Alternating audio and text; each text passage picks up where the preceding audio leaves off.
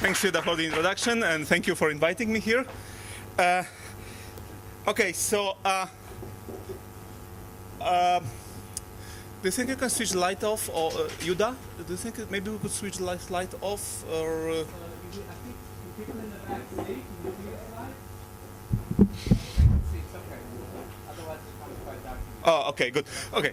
So the goal of this tutorial is to provide the introduction to cryptographic currencies and to Bitcoin in particular, and we will focus more on conceptual aspects and on research-oriented aspects than on like technical details. So I will, in fact, I will omit or simplify many technical details that are not relevant to the main conceptual thing that I want to tell you. Okay, so the plan of this tutorial is we will start with a short intro. We'll start with an introduction, when I will explain you what is Bitcoin and how it is constructed and things like this. Then we will talk about some more technical things like what's called Bitcoin mining pools, and I will also show you some attacks on Bitcoin, which are mostly for the moment attacks in the academic sense. So attacks that can potentially be launched, but so far nobody did it. And then we will talk about a very interesting feature of Bitcoin, which are smart contracts and the applications of the smart contracts. And this is when we will finish today. And tomorrow we will continue with the smart contracts. And then in the last part of this tutorial, I'm going to tell you something about the alternative currencies. So things that were invented after Bitcoin, and they have some better properties than Bitcoin. Okay? And okay, so Bitcoin in a nutshell is a digital analog of paper money. Okay? So this is probably what you all know about Bitcoin, but I will just show it quickly. So it's a currency that was introduced by Satoshi Nakamoto in 2008, and nobody knows who this Satoshi is. It was an anonymous person or a group of people. Well, the name Satoshi Nakamoto sounds Japanese, so I assume that this is Satoshi, but in fact nobody knows even which country he comes from. From time to time there are some people who claim that they are Satoshi, but I think so far nobody really provided any sufficient evidence that he is Satoshi. So probably Satoshi is somewhere hidden there and nobody knows who he is.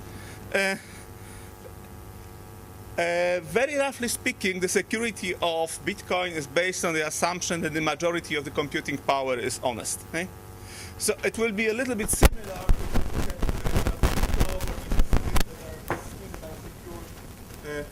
under the assumption that the majority of participants is honest. And so the currency system is called Bitcoin, and the currency itself is called Bitcoin. It's usually abbreviated BTC, and it can be divided down to 8 decimal digits. And the smallest unit is called Satoshi, okay? To honor Satoshi Nakamoto. So 2 to the 8 Satoshis is equal to 1 Bitcoin.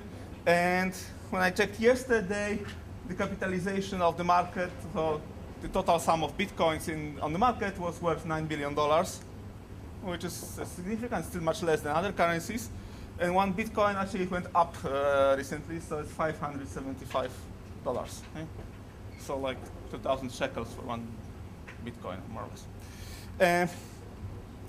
Okay, so let me tell you exactly what I mean by the digital analog of paper currencies.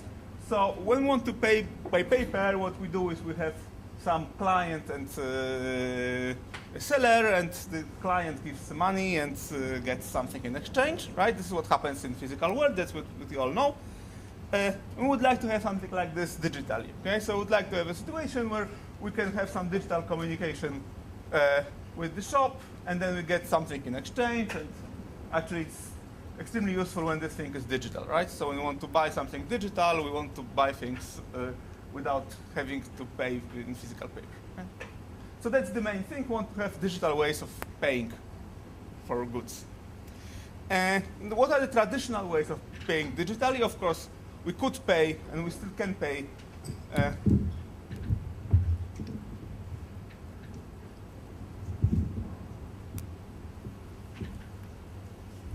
okay, we still can pay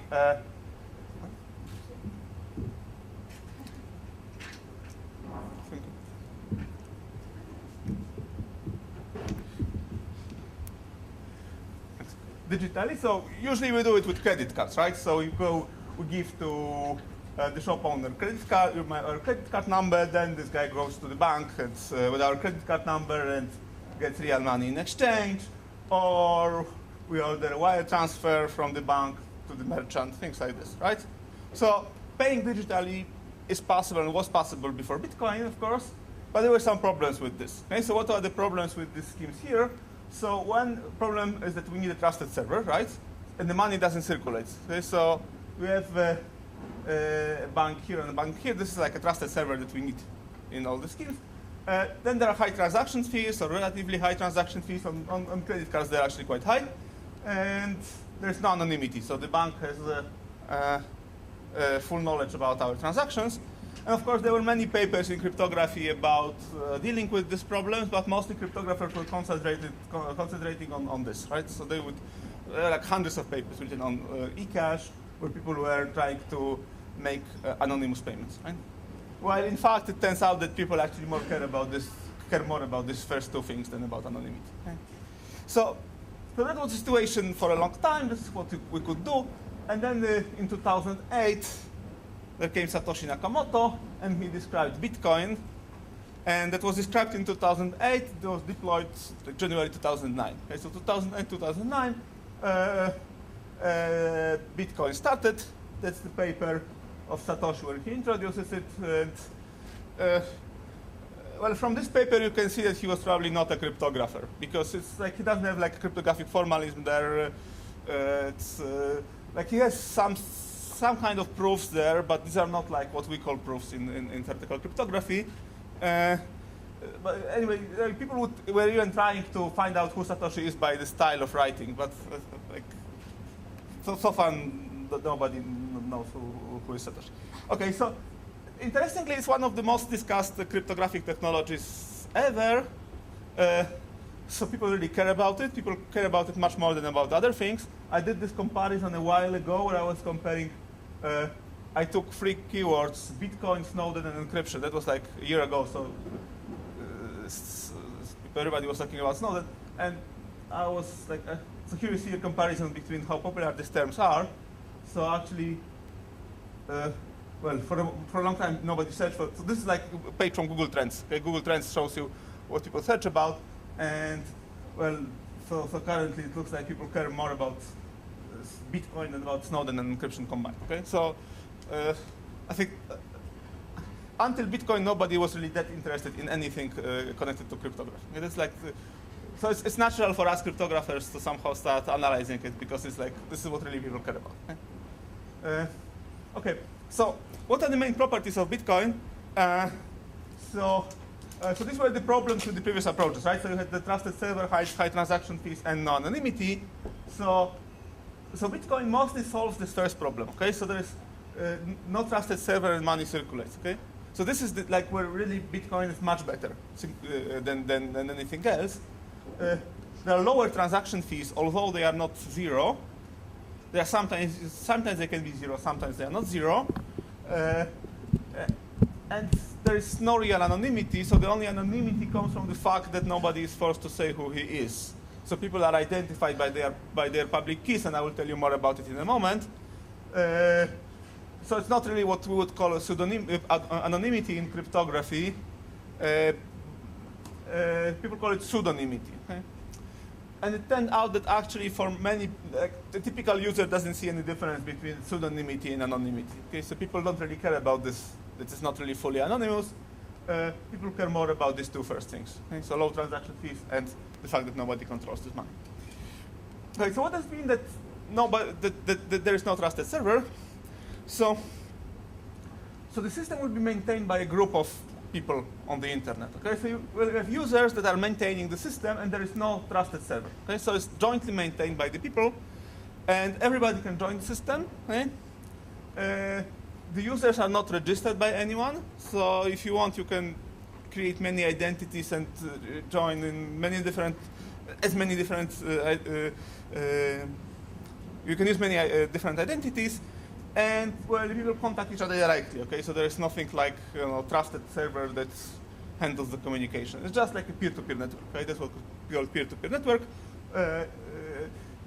so Bitcoin is a peer-to-peer network, okay, where people have no trusted server, they just communicate directly. Okay, so not trusted server also means that nobody controls the money, so there is nothing like a central bank, right? And in particular, the amount of money that will ever be printed in the system, where printed, of course, means like produced digitally, is bounded to 21 million. Later we will explain why 21 million, and hence there is no inflation in the system, okay? Because people believe that inflation comes from the fact that central banks are printing more and more money. And in fact, probably there will be a small deflation because people will be losing bitcoins. And the other side of this is that well, the exchange rate fluctuates. Okay, so it's like a real currency. It's not like a payment system where it's like you are paying with dollars. Here you are paying with bitcoins. So the exchange rate is fluctuating and it's actually changing quite significantly. Right. So it used to be like this graph actually is sort of like 2 years ago, but then it was pretty stable later. So anyway, the purpose of showing this graph is just to show how quickly it can change. So it was close to zero from our today's perspective. Then it went up to over $1,000 like 3 years ago. Yeah, so some people got very rich, right? Some people who bought here and sold here. Actually, I know some people who at least they claim that they did it, but seeing their apartments, actually, I believe them that they did it. Yes, so well, it's just, you know, in retrospect, everybody knows. So, like, I know that probably I shouldn't be writing papers on Bitcoin. I should be just buying Bitcoins, or maybe I should do both. But yeah, I don't have any Bitcoins myself, so I'm not one of these people who got it. And actually, I also want to warn you, like, I don't want to encourage any of you to buy Bitcoins, right? It's like, do it at your own risk, but it's very likely that you'll lose money with this. So, yes, this talk doesn't serve to encourage people to buy Bitcoins. Okay? So then we can start to ask, is it really not trusted server, or maybe there is, in fact, some kind of trust there? So, well, so there is no trusted server theoretically. Practically, there are always some people who write software, right? And these people somehow can have influence on how Bitcoin, in which way Bitcoin goes. And then this software also contains things that's called checkpoints, which are like snapshots of the current situation, and it also goes somehow against this decentralized spirit of Bitcoin. We'll talk about it later. And you know, something happens to...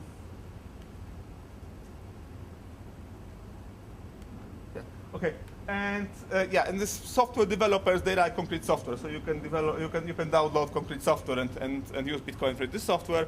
And these are not like anonymous people. These are like concrete people who are behind it. Okay? So there is someone behind it. And then there are like interesting questions. So if you look from the perspective of software engineering on this, it's very hard to have a system which cannot be updated, right? You need always to be able to update the system for several different reasons, and they have a way to do it. So they do the things that are called Bitcoin improvement proposals, and if you have a proposal to improve Bitcoin, you can publish it online, and then there is a voting mechanism where your power of vote depends on your computing power, okay? So it's still within the same framework, and if a certain proportion, I think 3/4 of people in the system agree on the proposal, then it enters into force. And this is organized centrally, okay? So there is a concrete guy to whom you should email your Bitcoin improvement proposal, and then he will take care of voting, okay? So it also somehow destroys a little bit this completely decentralized image of Bitcoin to have. We'll talk later about it. So now the question is if Bitcoin is real money. The only value of Bitcoin comes from the fact that people believe that other people will accept it in the future, right? And then there are these two opposing views on this. So the enthusiasts say it's all like other currencies, right? We don't have this gold standard that we had before. It's like, everything is basically dollars, euro, shekel, it's all like virtual money. The skeptics say that Bitcoin is just a Ponzi scheme, and it's going to collapse, and people are going to lose money. Yeah, Ponzi, that's actually Carlo Pietro Ponzi, who invented Ponzi schemes. Yeah, and there are some important economists who actually believe it's a Ponzi scheme. Okay, so and I'm not going to talk much about this because I'm not an economist, so I'm only interested in like computer science part of it, like how it is constructed and what we know about Bitcoin from the computer science perspective. So don't ask me about like which economical theory is behind this belief, for example. So there are some economists that are more enthusiastic. So in particular, Bernanke issued some statement when he was still the head of the American Federal Bank. He said that well, there are some risks, but it's also a way to promote faster and more secure and more efficient payments, so maybe it's good. Okay? So he was like cautiously positive about it. Okay, one more question is like, why did Bitcoin become so popular? So one reason is ideological. So there is this thing called crypto-anarchism or cyber-anarchism, where people simply don't like central governments. They think, okay, once we have internet, why do we need governments anymore? So there are people who like it for this reason. Then the timing was also good because it came in 2008 when Americans started to print a lot of dollars to fight the crisis. So people started to feel that they are losing their money because if someone has money and money is printed, then he naturally loses his money loses value. So Bitcoin with this promise that there will be no inflation was a good thing. And well, also we should add that it also turned out to be attractive for criminals.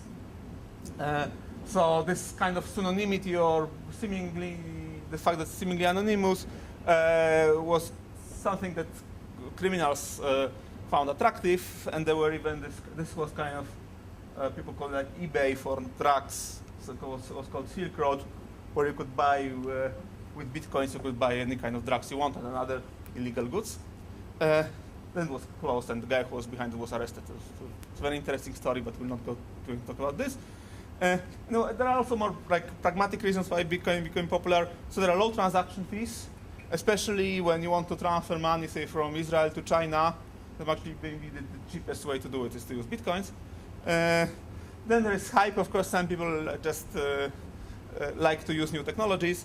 And also, it turns out it's very popular in some non-democratic countries. So if you live in a country where you completely don't trust your central bank and authorities, then you actually like the fact that you have something independent from the government. But then, on the other hand, in such countries, the governments have sometimes power to close the thing, right? Okay, so what are the downsides of the decentralization? There are no regulators, right? So everything is like organized by the algorithm, basically. So if something bad happens, then there is no one to complain to. And in fact, there was like a big incident in 2014 where Mt. Gox, which was like, it was a marketplace for bitcoins, but it was also like a bank where people were keeping their bitcoins. And it simply went bankrupt. At one moment, it just all these bitcoins disappeared, and the losses were like almost $500 million at that time. Okay? If you look at the exchange rate of bitcoins, and then there is like no one you could complain to, right? Because it's all virtual. Yeah, and then that was the only thing they could do, right? To protest it. Yeah, I mean, the moral is it's kind of somehow maybe nice to be like a cyber anarchist or whatever, but sometimes you actually learn that it's actually good when you have some regulators and governments that help you when you are robbed, for example. Okay, and then another thing is that nobody can reverse transactions, right? Because there is no central authority that can say, no, this transaction is invalid. So people have good reasons to break into computers. So in particular, well, this is very popular now. You have this ransomware where someone encrypts your disk, right? If someone encrypts your disk and wants money for decrypting, then Bitcoin is a natural way to pay it because it's of this anonymity thing or pseudonymity. Another thing is that, well, if you are stupid enough to keep your Bitcoins on your PC, then where someone can simply attack your computer, have a virus there or some other Trojan horse and simply steal your Bitcoins, right? So before that, like what would be the reason why people would hack into someone's computer? Maybe to have a to send spam or to attack some other computers from your computer. But now actually there's a much better reason, so to steal your Bitcoins if you keep them there, right?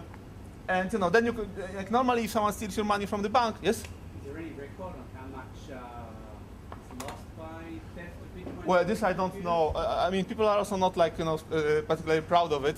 And since they don't, like there are no authorities to control it, then Like, I don't know if anybody knows. I don't know. But, well, here there's some article from Wired which says like 1.2 million. Okay? And then there are all these funny stories about, people who, were mining Bitcoins. I will tell you what mining means later.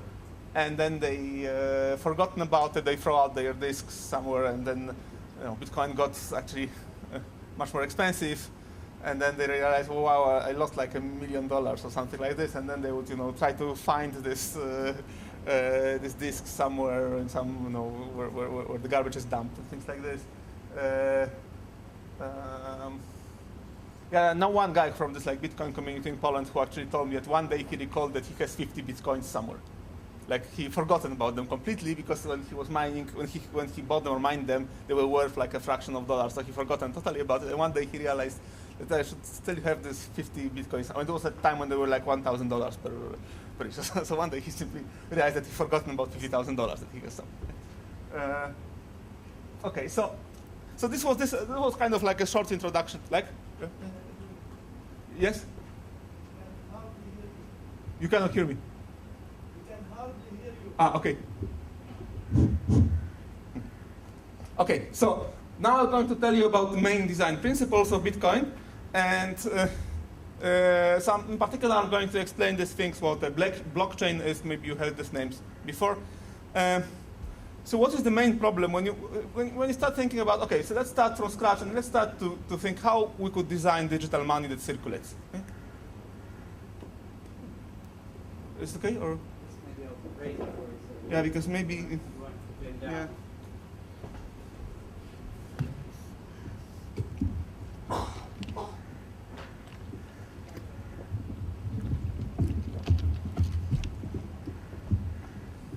How's that? Okay, good. Well, maybe now it's actually too high. Well, okay, no. It's okay or not? Maybe a little bit lower, like 1 centimeter lower. Thanks. Would you prefer to wear that? Maybe that would be easier actually, because then I'm walking and then I'm Exactly, for yeah.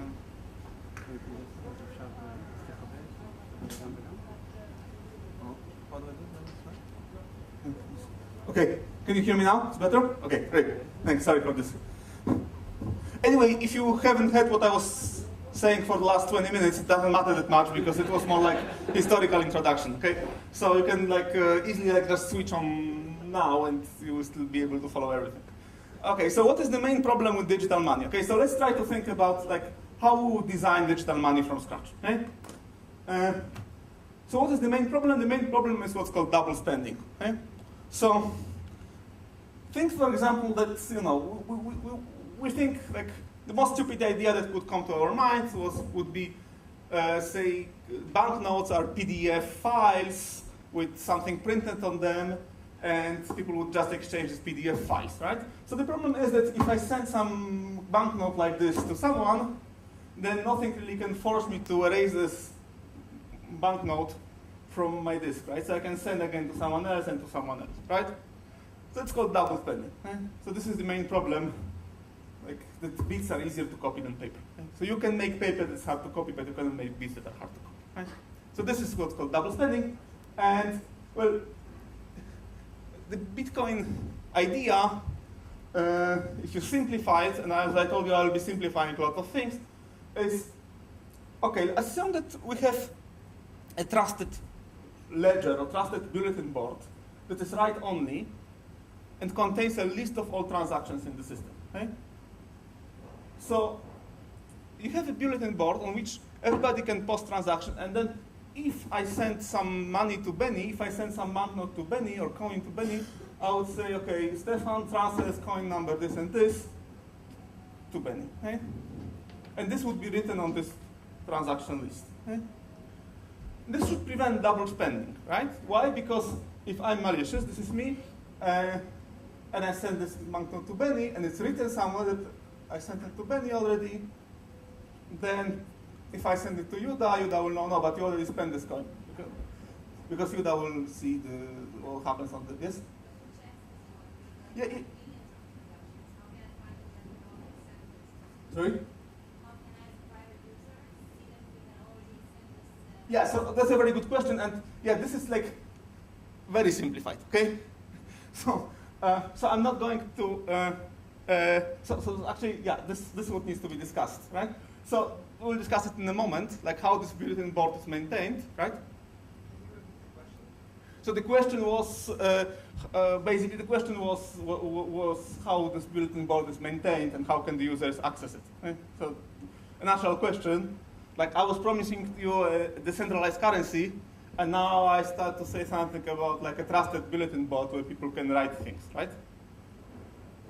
So what you could invent, you could think of, you know, maybe we could have a bulletin board with this list of transactions that is, you know, kept by, you know, Google, right? Like everybody likes Google because they have this nice colorful logo, and they promise not to be evil, so we could just ask Google to maintain a list of transactions for us, and then whenever I pay to someone, I would write this transaction on the board, and everybody would see it go up. Right? So now this would be a solution. It is some sort of a solution, but it's definitely not a solution that we are looking for, because well, it's a solution with a trusted server, right? The trusted server in this case would be Google. Yes. So after the bulletin board gets so large, though, you don't want to trace your finger looking up whether this transaction already happened, right? So like, is there a quick way to like? Yeah. So actually in Bitcoin, theoretically you have to, but you can rely on someone who does it for you. Or yeah, it's. I'll explain to you in a moment, but this list of transactions in Bitcoin currently is around 70 gigabytes. So yeah, it takes time to look at it for it, but you can make it, you can optimize it a little bit. Right? But yeah, theoretically, yeah, if you want, you can check the correctness of all the transactions in Bitcoin from day one, just by looking at the board. And so you have like a huge list of transactions. One of the problems of Bitcoin, of course, is that you have this huge list of transactions that is there. Right? Okay, so what we have to discuss is how this trusted bulletin board is maintained, how are the users identified. Okay, so here we will use this assumption of like trusted computing, the majority of computing power is trusted. Okay? How are the users identified? We will use public key cryptography, and I will tell you a little bit about this in a moment. Then a very interesting question is who prints the money, right? So we said, okay, there is no trusted server. Like if you have normal money, the central banks print them, right? So who prints money in this decentralized scenario? And then the question, which may sound like a technical thing, but in fact it's more than this. It's very interesting. Is what is the syntax of transactions? Okay? So what I was telling you until now, with you have a coin number something that is. Wait, something happened to me. Okay, so Bitcoin doesn't work this way, that it's like a coin number somewhere, something is transferred to someone. It's more based on transactions. Okay? I will tell you more about it in a moment. And all these questions are somehow connected to each other. Okay? So in particular, the way bulletin board is maintained is linked to the production of money. Okay? Okay, so let's start with this. So we have this ideal world and real world paradigm in cryptography, and I'm not going to talk about it much, and actually I'm not going to show you any proofs on this in this tutorial, but I mean the basic idea of ideal and real is very simple. So you have an ideal world, so this is what we would like to have. Okay? We would like to have a trusted bulletin board, write-only trusted bulletin board. Okay? What we have is we just have like a group of people, users that are connected per web channels. Okay? So how to emulate in the real world, how to make a protocol that in the real world emulates this ideal world with the bulletin board that's right on. Okay. And the main difficulty, of course, is that some parties can cheat. Right? If everybody is honest, then there is no problem, because we could just ask one of these guys to do it for us. But we don't want to do it. We want to be prepared for the situation when people cheat. Right? And we don't know who will cheat. Maybe these two guys, for example, are cheating, or these two guys are cheating. We have to be prepared to any scenario that can develop. And so this is the thing that we see in cryptography, right? These things like you have to emulate something by a protocol, and one idea that would come to everybody to every cryptographer's mind at least is, okay, let's assume that the majority of parties is honest, and well, with this assumption we could somehow make a bulletin board like this.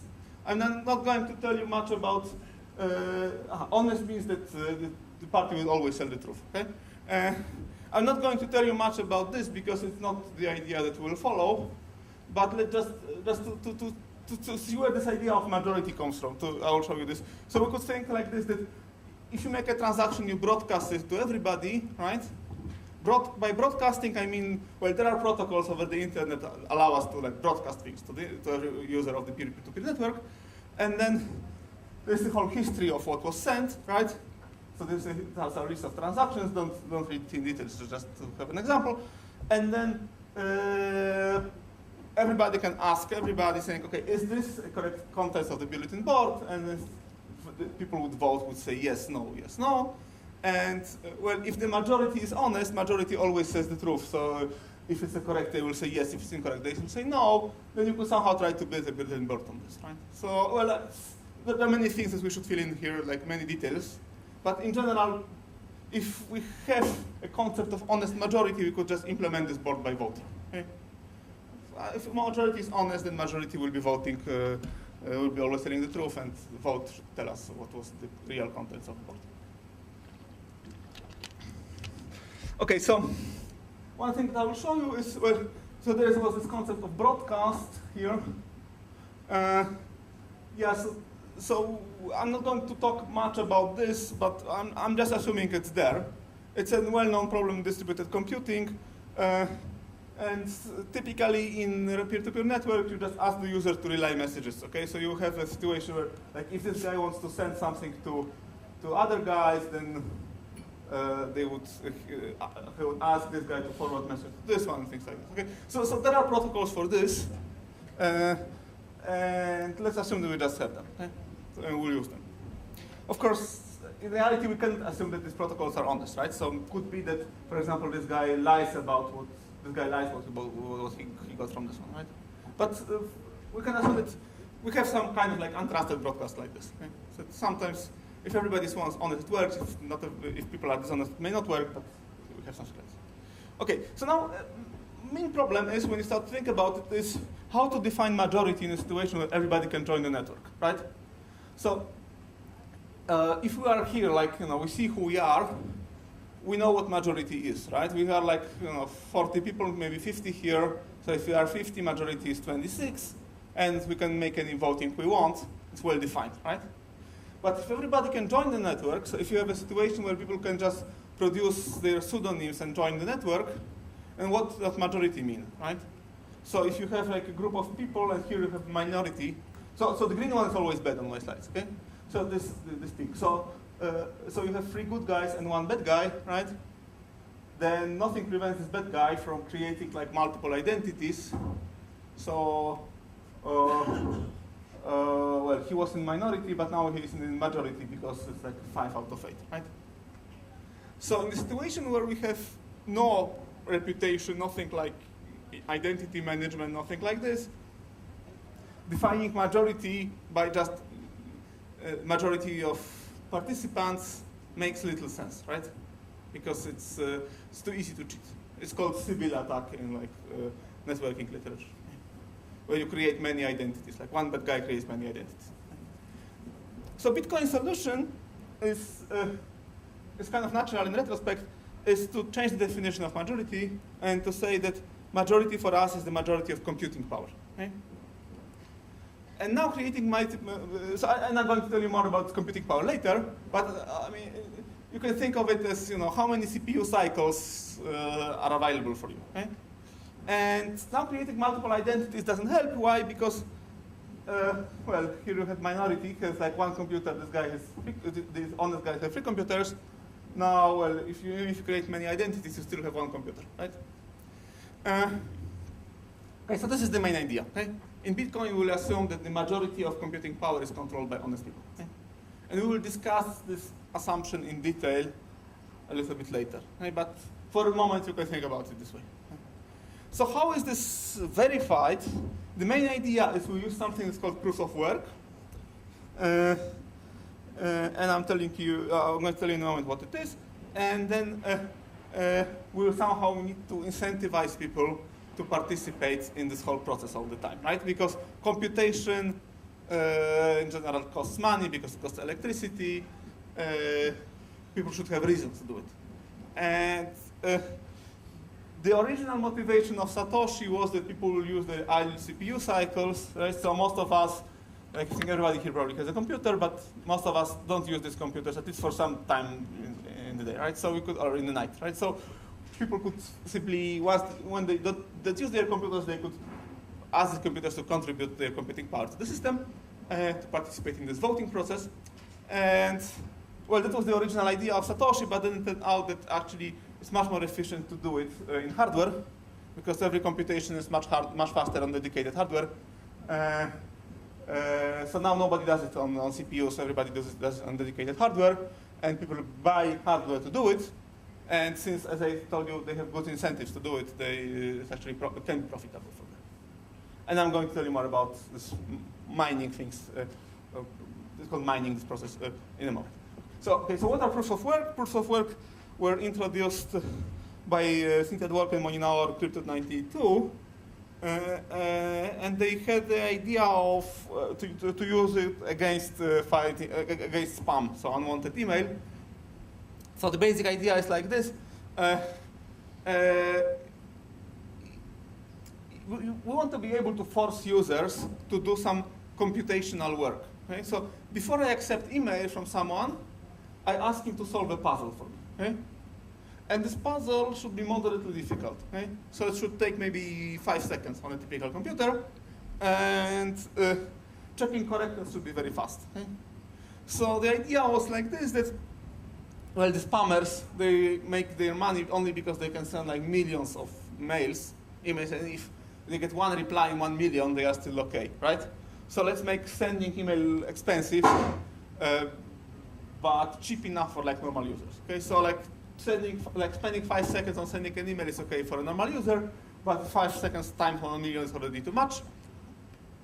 And yeah, so that was basically the idea of Dworkin and Moninauer, and like I think like many cryptographic ideas, I don't think it was like it's a very beautiful idea, but I don't think it was really ever like used for emails, because you need to change the whole protocol. But as it turns out, it found other uses, so it's actually a common situation. So how to construct a proof of work is the main building block are, well, there are many ways to construct them, okay, but I'm going to show you the method that's used in Bitcoin. So the main building blocks are hash functions. Okay? So hash functions are functions from, now I have some slides that explains what hash functions are, and I guess since not everybody here is comes from like cryptography, I should probably show it, right? Yeah. So hash function is just a function, or like an algorithm that takes a string of bits of arbitrary length and outputs some string of bits that is short, say 256 bits, and it's intuitively it behaves like random function. Okay? It's not really a well-defined notion, a random function, but people model it as so-called random oracles in cryptography, but I'm not going to talk about this kind of technical details about what's needed in the proof. Let's think of it as a function sort of unpredictable. Okay? And there are many examples. Do you hear me now? There are many examples of such functions. They are used in real life, where there was MD5, SHA-1, they are not really that secure anymore. There's SHA-256, SHA-3, and other functions. Bitcoin uses SHA-256. And they are implemented basically in every operating system. So, well, everybody uses them every day, right? So even if you never heard of them, your phone is using them every day. Yeah, so just for people who never saw it, basically the idea is, yeah, this is like a command from Unix. So here I asked, as I told you, it's implemented in every system. So this is like SHA-256 sum, this is in the command. So if I say kvar Maccabia, and then the hash will be this, then kvar Maccabia hotel is already completely different hash, right? So adding hotel changes completely everything. And if I make like a typo and forget about the space here, it's again, hash is something completely different, right? So even small changes in the input result in something completely, like completely different output, right? So this is the output written in hexadecimal. So you have 1 to 10 and then A, B, C, D, E, F. Okay, so how to make a hash-based proof of work? So you take a hash function whose computing time takes time of h in terms of like number of steps of the CPU or something like this, and you have a prover and the verifier, and verifier sends a random x or some x that couldn't be predicted before. Say this is the email that the verifier that the prover wants to send to the verifier, or something like this. And the prover has to find s such that s with x, if you concatenate them, starts with n zeros in binary. Okay? And this is called nonce, this s, or salt. This, n is hardness parameter, right? So, and then the prover sends this s back to the verifier, and well, you can see that computing this should take time more or less 2 to the n times the time needed for computing h. Why? Because we assume that this h is like a random function, right? So there's nothing more intelligent, there's nothing really smart that you can do here. You can just try to find, try random s's until you find the right s, right? And well, if this n is 1, then it's very fast, right? So you just have to find some s that sx will hash to something that starts with 1, 0, right? So it's very efficient. But if this n is, say, 20, then it's already, your chance that you will find one is, in each step is 2 to the minus 20, so it can take a while, right? So basically the thing is, you just make something where the only way to solve it is just to try randomly many different solutions until you find one, right? And correct means that it starts with n zeros.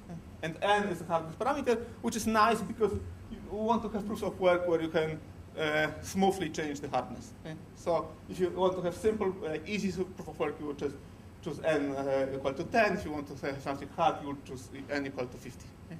Currently, in Bitcoin, I think it's 55, 56. Well, I will have it on the slide anyway. Okay. And verifying this thing is very fast, right? This is important. Verifying is fast because if I have a solution, I can just compute this hash function and check if it starts with zeros, right? So it's 2 to the n times time of to evaluate h versus time to evaluate h. And maybe I should also say to people who never thought of hash functions, so evaluating one hash function is very efficient.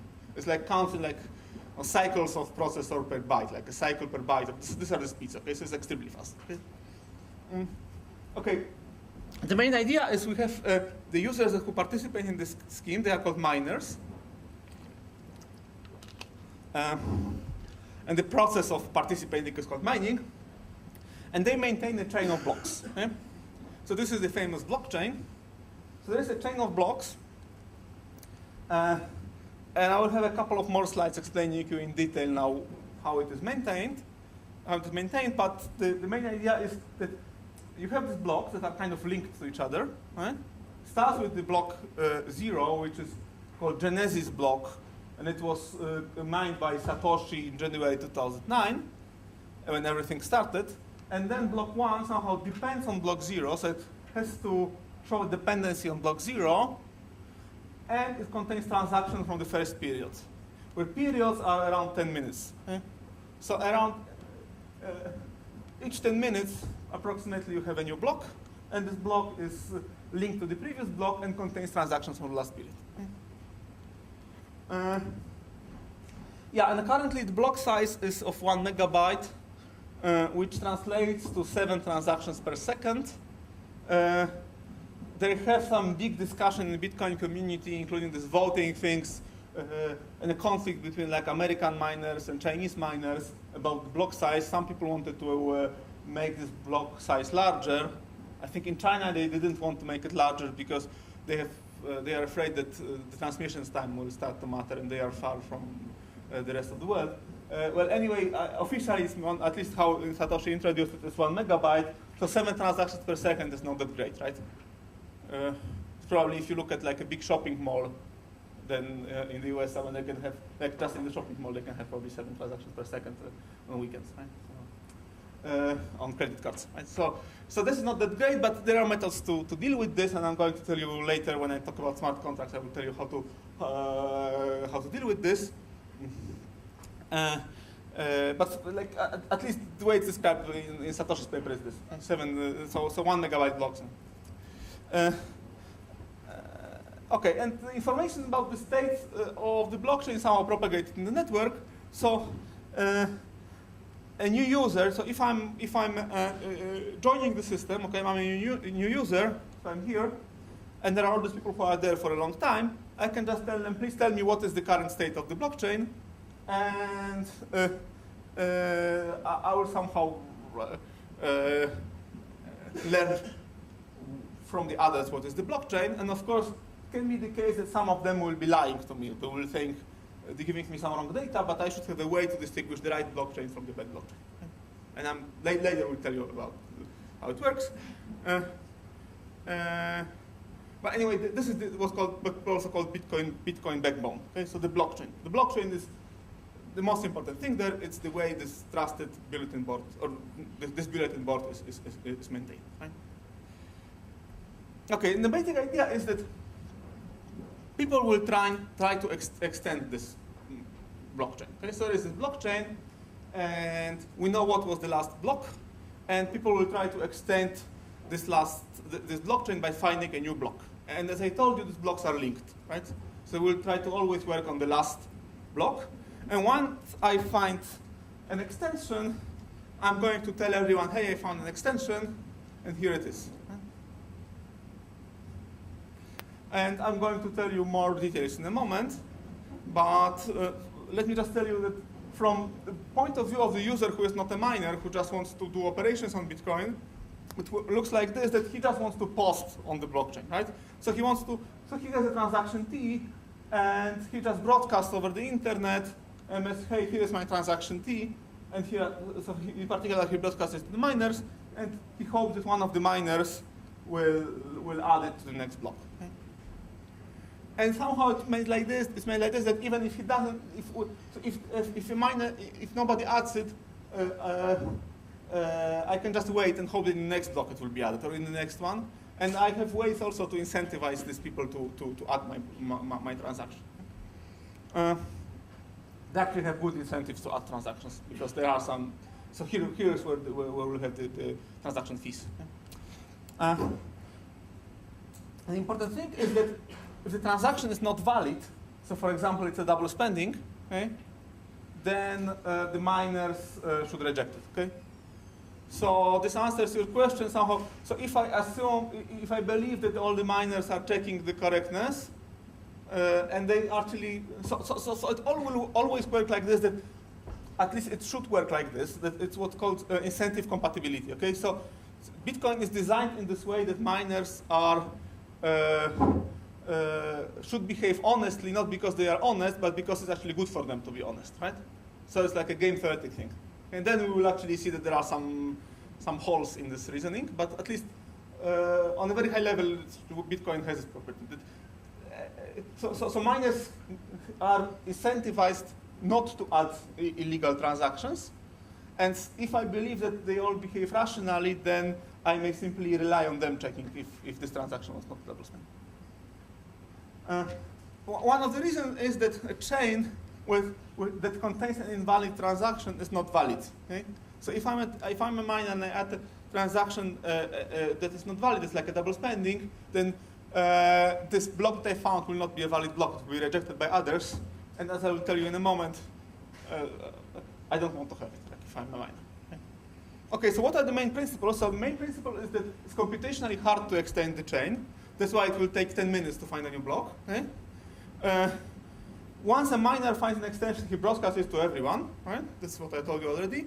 And this is a very important thing, is that well, the users will always accept the longest chain as the valid one. Okay? So if you have many blockchains, then the one that is valid will be the longest one. Okay? Actually, it's not completely true, but it's almost true. And the system incentivizes people to do it. So again, it's not their goodwill, it's just that if I'm rational, I should behave the same. Okay, so how are the proofs of work used? So you have a hash function in Bitcoin, it's SHA-256, so the output is 256 bits. And, so this is the blockchain, right? This was the block 0, this was the Genesis block mined by Satoshi. And I take transactions from period 1, right? And then I should find the nonce such that if I hash together this nonce, the hash of the previous block, and transactions from period 1, then this thing, the output here will start with n zeros. Okay? So again, so I have a situation where I have this is something given from this is what I'm not controlling. This is the hash of the previous block, right? These are transactions from period 1. This is what I chosen to add to the block from a miner, and I have to find a nonce, so like some random number, such that if all these things together are hashed, then this hash of this thing all these things will start with n zeros. Okay?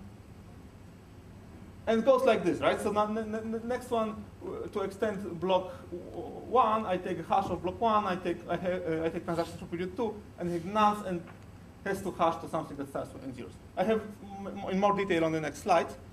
So it works like this. So you have block I minus 1, right? And I want to produce block I. So I have this hash, right? This is what's given to me, hash of the previous block. I have transactions from period I. This I can control a little bit. I can choose which transactions I choose. And then I have to find nonce Si such that all these things, all this hash will start with n zeros. Okay?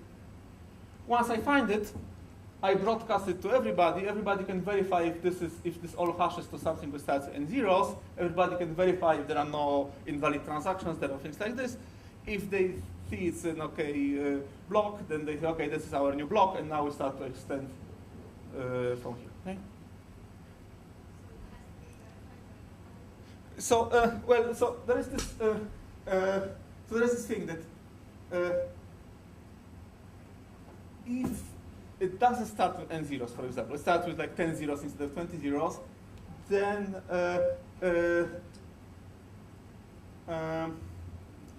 this is not a valid extension, right? So if I accept it as a valid extension, then even if I mine something on top of it, other people will see that I was mining on something that was not a valid extension, so they will reject me, my extension, right? Yes. So I mean, theoretically, I can do whatever I want, right? The thing is that if I accept something that is not good, then I'm kind of shooting in my own foot, right? Because I'm spending time on like doing something that will not be accepted by others anymore. Right? Okay, so there's this hardness parameter n, yes? So this single block can be extended. Already it's hard to forge just by the majority of computing power and proof of work. So it took some effort to extend it, right? And if I want to find an alternative extension, I have to work at least as hard, right? But in the meanwhile, others are already extending my block, right?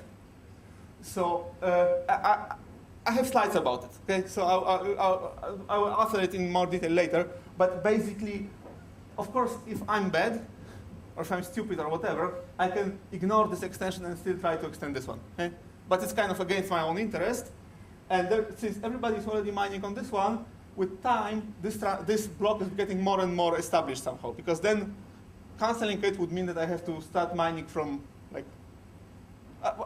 I have a slide on this, so I will tell you in a moment. Okay, so basic thing is that there's this hardness parameter, okay? It's called n. And the hardness parameter has to be changed.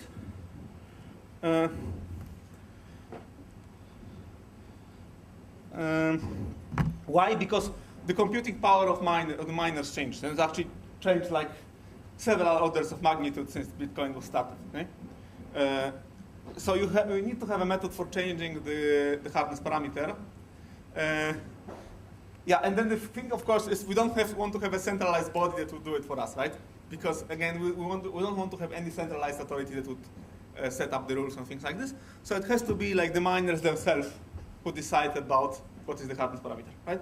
So, because we want to have like new block generated every 10 minutes. We don't want to have a new block generated each second, for example.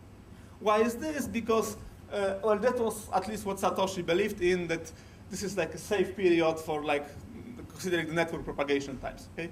Then like new cryptographic currencies, they use different algorithms, and then they, like particular, for example, Ethereum, which is a new currency I'm going to talk to you about tomorrow, they have like, instead of 10 minutes, they have 12 seconds, okay? But at least in Bitcoin, it was set like this, okay? So basically, because we don't want like, that this time like this, that you don't have this kind of forks that people will start mining on two different branches, and then nobody will know, even the honest people will not know what is the correct value. Okay, so we need to have this hardness parameter periodically adjusted to the computing power. And this happens every 2016 blocks, which should be around 2 weeks. And this is automatic, right? So it's not done by anyone. It should be like a formula in Bitcoin algorithm. Okay? And this is why every block contains a timestamp. So when you make a new block, you put a timestamp that says when it was mined. Okay? And then, so what they do is they look about how much time it took on average to produce a new block during the last 2 weeks, and then depending on it, they increase or decrease the hardness. Okay? And then there are many technical details that I'm avoiding here, omitting here. So one thing is that, okay, people can also lie about the timestamps, right? I can put like fake timestamps. So there is a method for preventing it. So some like extreme timestamps are removed, and then also the hardness parameter cannot change drastically. Like it can change, I think, by 2 every 2 weeks. There are all these like little technical things that I'm not discussing here. But anyway, the most important thing is that there is a formula that tells us how to change the hardness, depending on how fast blocks are produced. Okay, and then there's this concept called hash rate. So hash rate is how many hashes per second is the network computing. Somehow it's estimated by looking at how much time it took to solve a given puzzle, right? And well, this slide actually I made like half a year ago. So this is the graph.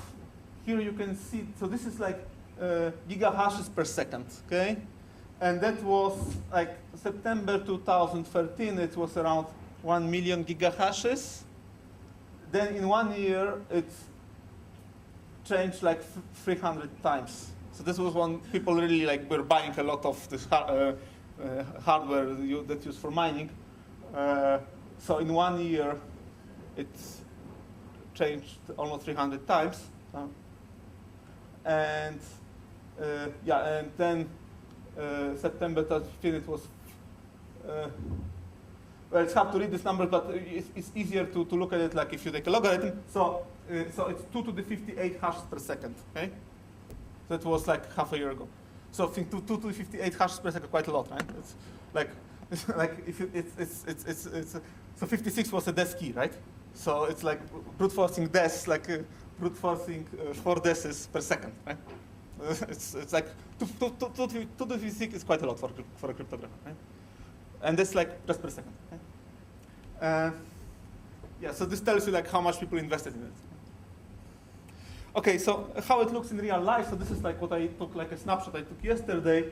So this is the block, and you can go like there are sites like Blockchain Explorer or many different sites which kind of monitor what is the current state of the blockchain, and they tell you what were the last blocks, what were the transactions.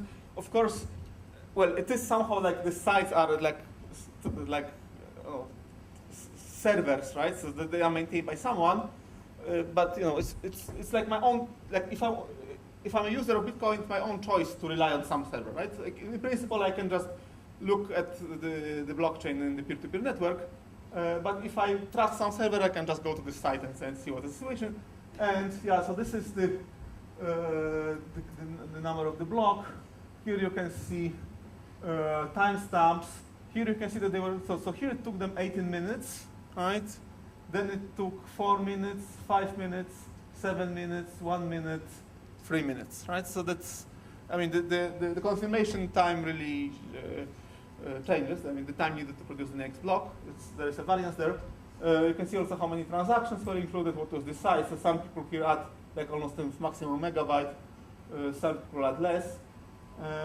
I'm going to talk more about transactions later. And nice thing about Bitcoin is I'm not going to do it now, but if you want, you can just type blockchain explorer and you will see like what is the current challenge. And you know that like there are all these machines that are now currently trying to solve this challenge. Yeah? Okay, so what if there is a fork, right? This is a natural question. So if there is so by fork, by the way, should I make a break at some point? Okay, good. 15 minutes break, yes. So let's start at 5 past 11.